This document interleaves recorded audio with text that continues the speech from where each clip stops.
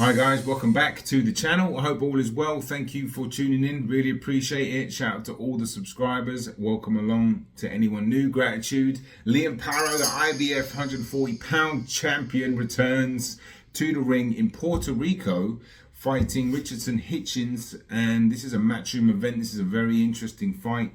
Actually, I quite like this fight.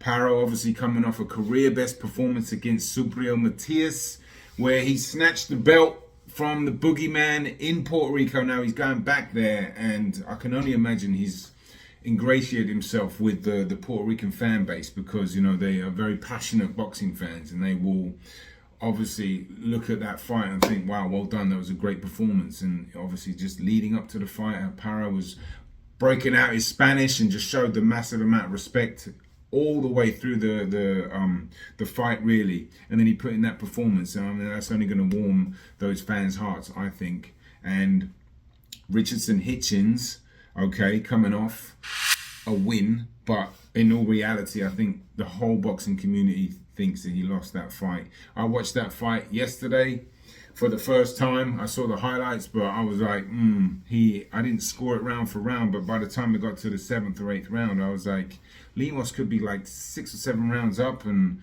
you know, I saw him win 1 or 2 in the back end. I was like, I just couldn't. There's just no way I could have given Richardson Hitchins 7 rounds. You know, just couldn't do it. Not to mention all the holding he was doing.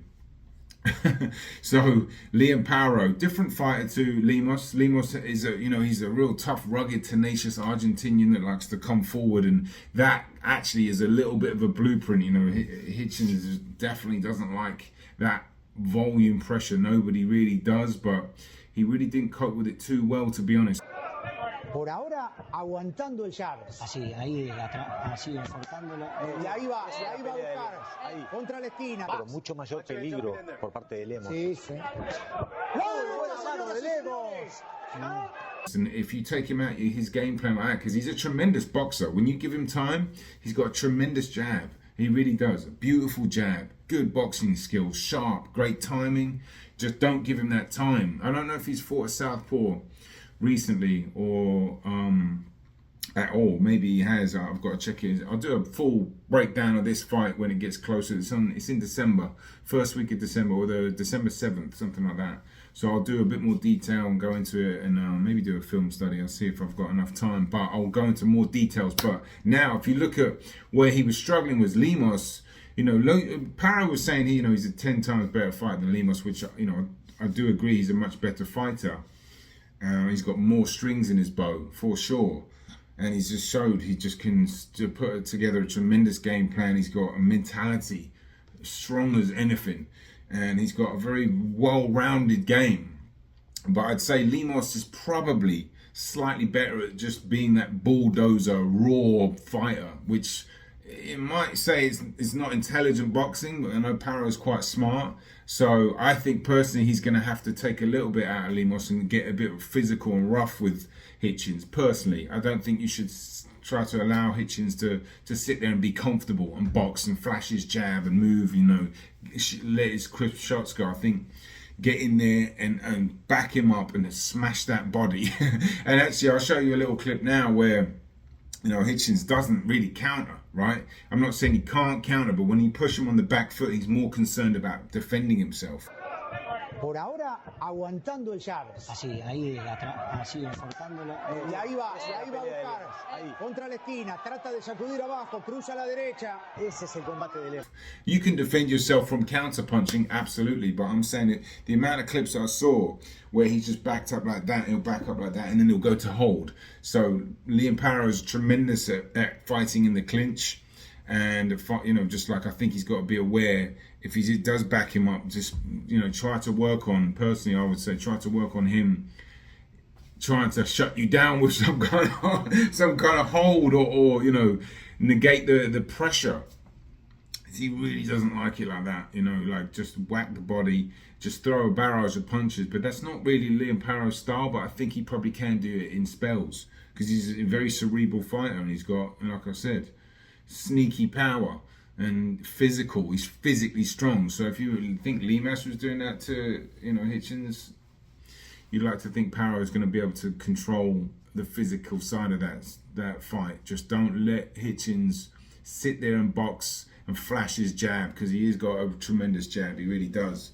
But it's hard to go against Paro in this fight. His self-belief is right up there, coming off, as I said, not just one great victory. He's got 2 or 3 really good wins in a row, and he's going from strength to strength. And this is an interesting fight. Before, if the Limas fight hadn't happened, I wouldn't have been so quick to say, because that was a blueprint that showed that actually Hitchins has got somewhat of vulnerability when he's getting pressured.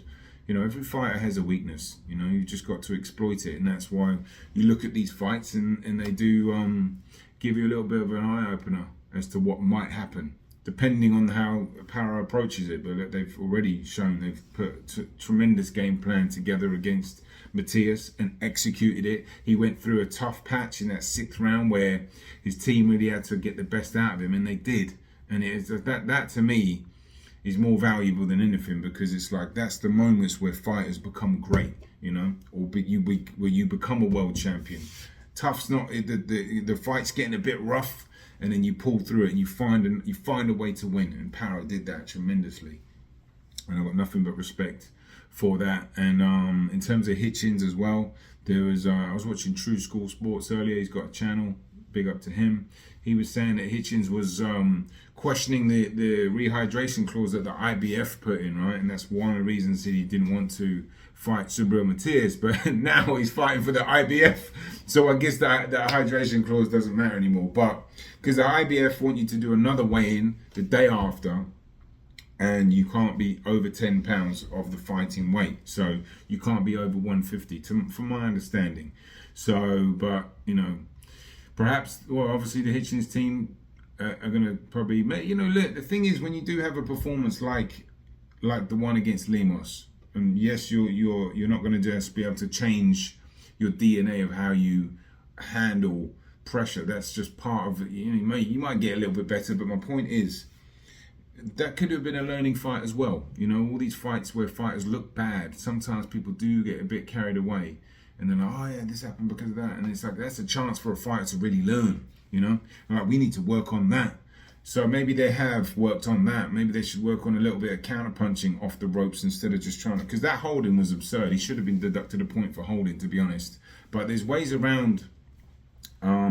His defense is quite good, but I think, you're not doing yourself any favors to win a fight when you're boxing like that. Do you know what I mean? He didn't do enough for me. But look, he's from Brooklyn, so I would normally, I don't like siding with, I'm always giving an honest opinion.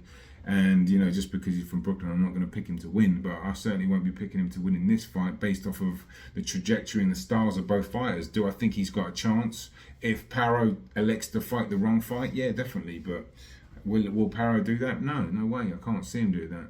Like I said, mentally, physically, spiritually, Paro's just a better fighter, in my opinion. But that's why they fight the fight. Styles make fights as well. And I hope we get a good one. But as I said, I'll do a bigger, deeper breakdown when the fight comes. But for now, I would say, Paro on points probably. But he's got to be physical. He's got to be a bully, and he's got to let his hands go a little bit, but be smart. But just understand where the moments he can really capitalize, and that is getting Hitchins on the ropes, lighten up that body. Don't let him clinch. Hold him there. Bang it, and he's really good at that, Paro is. When he starts to hold, grab him, beat him again. And for Hitchins, he's got to get that jab going and, move a little bit, use his boxing ability, because he does lack a little bit of snap or power, but he's got crisp shots, right? But because they're accurate and timed really well. He's got great technique, but it's up to Paro to negate that. So very interesting fight. So anyway, that's it from me. Let me know your thoughts. I'm out of here. Boxing.